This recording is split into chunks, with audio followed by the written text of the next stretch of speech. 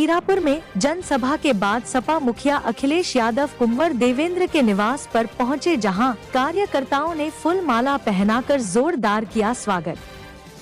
अखिलेश यादव बोले, भाजपा के electoral bond है देश में महंगाई की जड़। सरकार की खराब नीतियों के चलते ही हजारों किसानों ने आत्महत्या की। जी हां, नमस्कार। Delhi crime national Hindi news में आप सभी का स्वागत है और मैं हूं आपके साथ चंचल ठाकुर। दर्शकों, हम आपको बता दें कि शनिवार को मीरापुर में जनसभा को संबोधित करने के बाद बहसूमा नगर क्षेत्र के गांव हंसापुर कुंवर देवेंद्र सिंह एवं पूर्व IAS आदर्श गुर्जर के निवास पर पहुंचे अखिलेश यादव, जहां उन्होंने प्रेस वार्ता में भाजपा सरकार पर जमकर निशाना साधते हुए कहा कि ज्यादातर कंपनियों ने इलेक्टोरल बॉन्ड के नाम पर भाजपा को कई 100 करोड़ की रिश्वत दी और अपने मनमर्जी रेट पर जनता को जरूरत का हर सामान खरीदने को मजबूर कर रहे हैं। महंगाई की असली वजह भाजपा का भ्रष्टाचार है।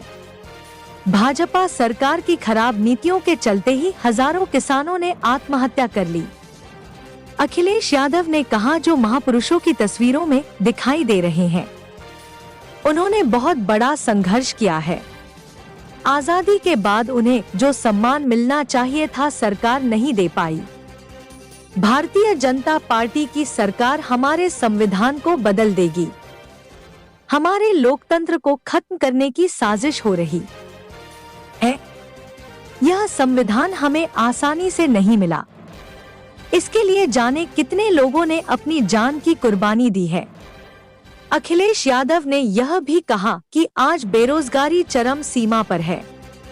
युवाओं को सपना दिखाया जा रहा है, न तो आज तक नौजवानों को नौकरी मिली है और न ही विकास किया गया है। नौजवान आत्महत्या कर रहे हैं, परीक्षाओं के पेपर लीक हो रहे हैं।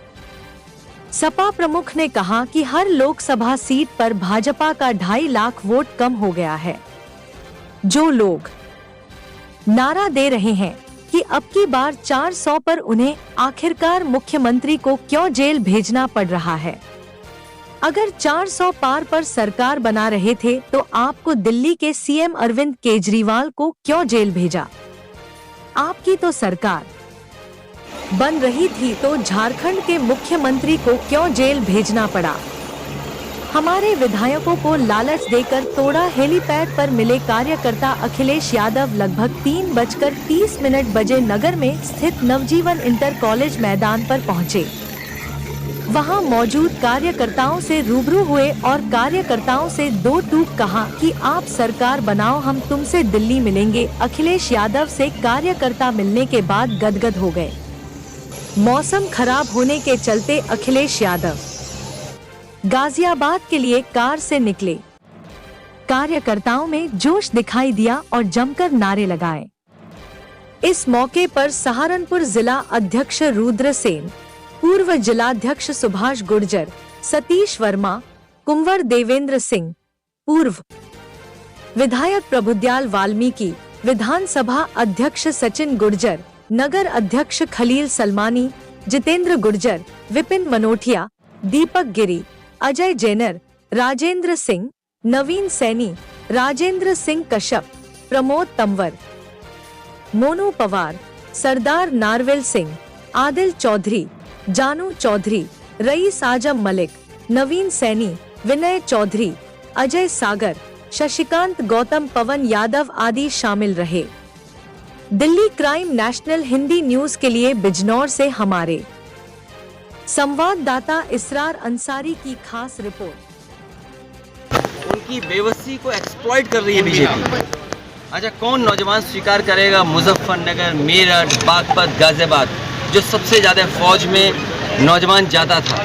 क्या इसका कोई जवाब है चरखा दाव बोलने वालों के पास? या बीजेपी के लोग जिन्होंने अग्निवीर व्यवस्था लागू की है 4 साल की, कल को पुलिस में लागू करते 3 साल की नौकरी? अच्छा, क्या जवाब क्या है? और फिर अरे बीजेपी के घोड़े की ढाई चाल से बचो। बीजेपी के जो घोड़े की ढाई चाल है ना, उससे बचो। बीजेपी किसी की नहीं है। जिन किसानों से वोट लिया और ये कह करके आय दोगुनी होगी, उनके लिए 3 काले कानून लाए गए।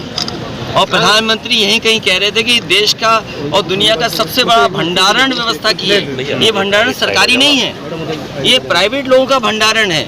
अगर प्राइवेट लोगों के हाथ में भंडारण चला जाएगा तो आप किसान को कौन लाभ पहुंचाएगा? आज गेहूं है, क्या सरकार कीमत दे पा रही है? और जो हमारे किसानों की मांग रही गन्ने की कीमत कितनी होनी चाहिए? क्या हम दूसरे प्रदेशों से पीछे नहीं है? आपके बगल के जो प्रदेश हैं क्या उतना रेट हम दे पा रहे हैं?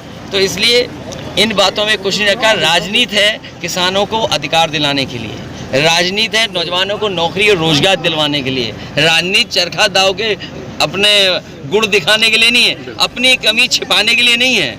अरे हम तो वो लोग हैं जो सम्मान देते हैं।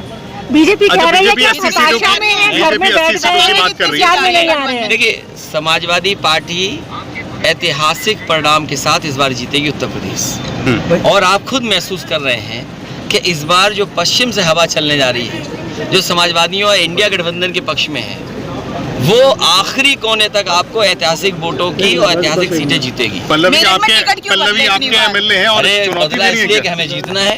और आप ये बताइए, अरे आपको सवाल ही नहीं पूछना चाहिए, आपको ये पूछना चाहिए कि बीजेपी के लोग कैसरगंज से लोकसभा के प्रत्याशी क्यों नहीं तय कर रहे? क्यों नहीं तय कर पा रहे? सही, क्योंकि यहाँ की आप बताइए ना, क्यों नहीं तय कर पा रहे? जो सवाल महिला सम्मान के साथ छेड़छाड़ करने वालों के साथ, वो मैं कुछ नहीं कहना चाहता। ये सवाल बीजेपी से पूछना चाहिए कि आखिरकार कुछ सीटें बीजेपी क्यों नहीं तय कर पा रही है। क्या आप चुनाव लड़ेंगे? आप बताइए, आय दोगुनी होगी किसानों की, क्या यहाँ का नौजवान स्वीकार करेगा अग्निवीर? अच्छा, लगातार आप चुनाव लड़ेंगे? आप खुद से चुनाव लड़ेंगे? आपने दलित प्रत्याशी दिया है, दलित प्रेम उमड़ गया है। आज दलितों के घर भोजन कर रहे हैं मेरे कोई पहली बार नहीं कर रहे हैं। नेताजी ने माननीय काशीराम जी को इटावा से अपने होम टाउन, मेरी अपनी नेटिव प्लेस से उन्हें लोकसभा भेजा। तो ये कहना कि आज प्रेम किसी के प्रति नहीं, ये लड़ाई बहुत बड़ी और पुरानी लड़ाई है। जो कभी लड़ाई चौई चंद सिंह जी लड़ते थे, उनका सम्मान ये था कि हर जाति बिरादरी के लोग उन्हें अपना नेता मानते थे। भैया आप चुनाव लड़ेंगे?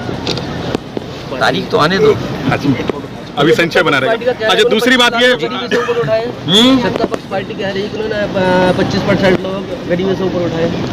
अरे जिस देश में 80 करोड़ लोगों को राशन मिल रहा हो, राशन पे जीवन यापन कर रहे हो, क्या देश विश्वगुरु बनेगा? और जो विकसित भारत की यात्रा चली है, विकसित भारत के कार्यक्रम चले, अगर प्रधान मदद नहीं करते, प्रधान पैसा न देते, तो विकसित यात्रा भी ठप हो जाती है। बिल्कुल सही। अच्छा, केशव प्रसाद मौर्य कमेंट कर रहे हैं लगातार सपा के साइकिल पे। देखिए, वो नहीं, आप मुख्यमंत्री जी क्या भाषा का इस्तेमाल कर रहे हैं? क्या भाषा का इस्तेमाल कर रहे हैं? सोचिए, वो कह रहे हैं, जाने क्या क्या कह रहे हैं, क्या कह रहे हैं, उनकी भाषा कैसी है? क्या कोई मुख्यमंत्री इस भाषा का इस्तेमाल करेगा? वो ये जो भाषा बोल रहे हैं, वो ये कह रहे हैं कि बीजेपी में आने के बाद सब सुधर जाते हैं। बीजेपी में आने के बाद उन्हें कोई नहीं दिखाई दे रहा।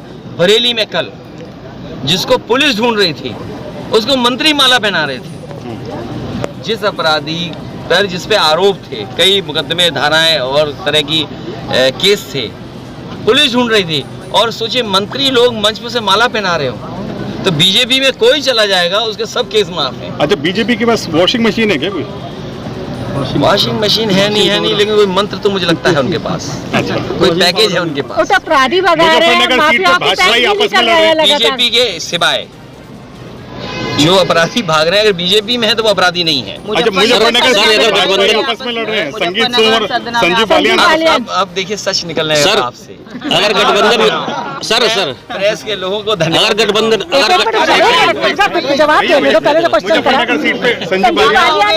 मैं आपका धन्यवाद देता हूँ, उस पर आप क्या कहना चाहेंगे? देखिए, मैं आपका धन्यवाद देता हूँ। अभी बीजेपी वाले एक दूसरे को और परेशान करेंगे, आप देखिएगा। जिस तरीके से उन्होंने अपने लोगों को नहीं छोड़ा, बीजेपी के लोगों ने अपने लोगों के साथ भी भेदभाव किया, इसका जवाब उन्हें मिलने जा रहा है। आप सोचिए, जो चंदा वसूली का सवाल है, कोई सोच सकता है क्या 1000 करोड़ रुपया चंदा मिलेगा, 500 करोड़ रुपया मिलेगा? दिल्ली के मुख्यमंत्री, उनको जो जेल भेजा गया झूठे मुकदमे लगा के, झूठे कार्रवाई करके, आप इंस्टीट्यूशंस को खत्म कर रहे हो। जिस लोकतंत्र में इंस्टीट्यूशंस खत्म होने लगेंगे, जिस लोकतंत्र में इंस्टीट्यूशन की क्रेडिबिलिटी खत्म हो जाएगी, उस समझ लेना कि लोकतंत्र खत्म हो जाएगा। जयंत को सम्मान मिल रहा है या मजबूरी है? बीजेपी की घोड़े की ढाई चाल। हमारे चैनल को लाइक करें, शेयर करें, सब्सक्राइब करें।